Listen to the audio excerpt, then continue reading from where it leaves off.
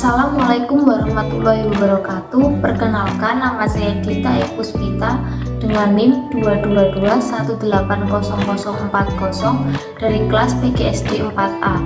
Di sini saya akan menyampaikan materi apa saja yang saya dapatkan selama perkuliahan pembelajaran PKN SD dari pertemuan pertama sampai pertemuan terakhir.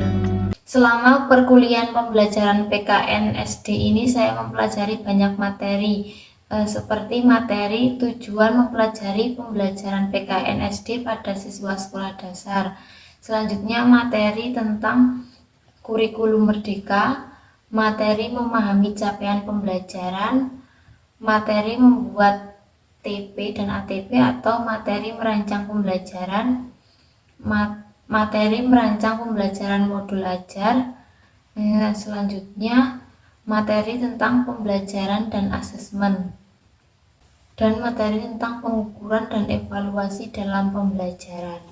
Untuk materi tentang tujuan mempelajari pembelajaran PKN di SD bagi siswa sekolah dasar ini agar yang pertama berpikir secara kritis, rasional, dan kreatif dalam menanggapi isu kewarganegaraan. Kedua, berpartisipasi secara aktif dan bertanggung jawab dan bertindak secara cerdas dalam kegiatan bermasyarakat, berbangsa, dan bernegara, serta anti korupsi. Yang ketiga, berkembang secara positif dan demokratis untuk membentuk diri berdasarkan karakter-karakter masyarakat Indonesia agar dapat hidup bersama dengan bangsa-bangsa lain. Dan yang keempat, berinteraksi dengan bangsa-bangsa lain dalam percaturan dunia secara langsung atau tidak langsung dengan memanfaatkan teknologi informasi dan komunikasi. Materi refleksi kurikulum merdeka ini terdapat tiga hal, yaitu yang pertama, mengapa kurikulum perlu diadaptasi. Yang kedua, tiga karakteristik utama kurikulum merdeka mencangkup penyederhanaan konten, fokus pada materi esensial, pembelajaran berbasis proyek yang dimuat dalam P5, rumusan capaian pembelajaran, dan pengaturan jam pelajaran yang memberi fleksibilitas untuk merancang kurikulum operasional dan pembelajaran sesuai tingkat kemampuan peserta didik. Dan yang ketiga yaitu struktur kurikulum merdeka. Terdapat beberapa struktur di sekolah, yaitu yang pertama struktur di PAUD, kedua struktur di SD atau sekolah dasar, yang ketiga struktur di SMP atau sekolah menengah pertama, keempat struktur di SMA sekolah menengah atas, kelima struktur sekolah menengah kejuruan atau SMK, dan yang terakhir ada struktur di sekolah luar biasa atau SLB.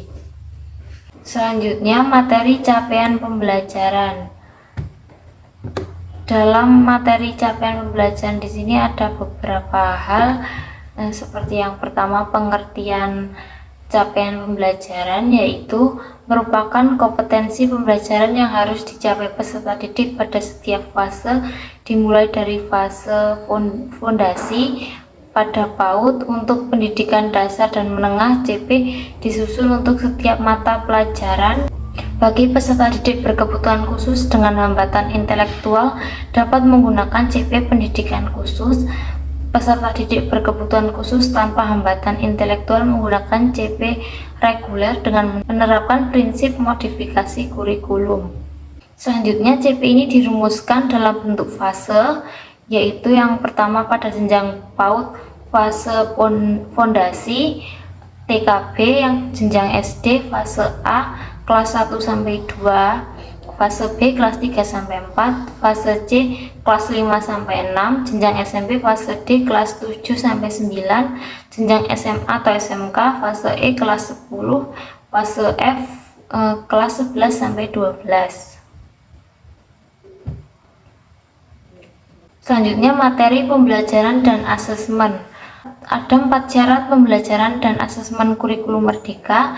Yang pertama, pendidik perlu memilih untuk satu, bersedia mengenal, menerima, dan mencintai peserta didik apa adanya. Kedua, bersedia berpusat pada peserta didik. Ketiga, bersedia terus belajar. Keempat, bersedia berkolaborasi dengan peserta didik dan orang tua.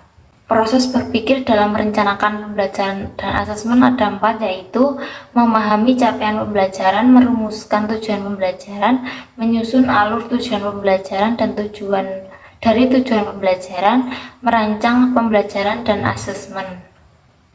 Pembelajaran dan asesmen ini harus perlu mengacu pada capaian pembelajaran dan juga tahap kemampuan peserta didik di awal pembahasan.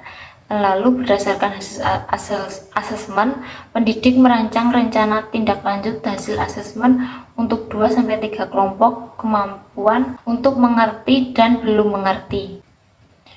Adapun materi tentang pembelajaran terdiferensiasi, yaitu strategi yang dapat digunakan agar dapat mengajar sesuai dengan tahap capaian belajar atau kemampuan peserta didik adalah diferensiasi. Dasar diferensiasi materi pembelajaran adalah asesmen formatif dalam bentuk penilaian awal. Selanjutnya adapun materi cara merumuskan tujuan pembelajaran. CP ini masih bersifat sangat umum. Untuk membuatnya lebih konkret dan operasional, kita perlu menurunkannya menjadi rumusan atau TP. TP memuat 2 hal, yaitu kompetensi dan lingkup materi. TP ini bisa menggunakan taksonomi Bloom yang dikembangkan Anderson Krathwohl, yaitu ada level 1 mengingat, level 2 memahami, level 3 mengaplikasikan, level 4 menganalisis, level 5 mengevaluasi, dan level 6 menciptakan. Ada 6 faset pemahaman Wiggins dan McTighe, yaitu yang pertama penjelasan atau explanation, interpretasi, aplikasi, perspektif, empati, dan pengenalan diri atau refleksi diri. Selanjutnya ada materi menyusun alur tujuan pembelajaran atau ATP. Penyusunan tujuan pembelajaran menjadi alur tujuan pembelajaran ini dimulai dari pengurutan dari konkret ke abstrak, pengurutan dari mudah yang ke sulit, pengurutan prosedural, pengurutan deduktif, pengurutan hierarki, dan scaffolding. Merancang pembelajaran dan asesmen ini ada 7. Yang pertama analisis CP, kedua lihat CP, ketiga tentukan TP, keempat susun TP menjadi ATP, kelima tentukan KKTP, keenam pemetaan awal, ketujuh tindak lanjut atau feedback.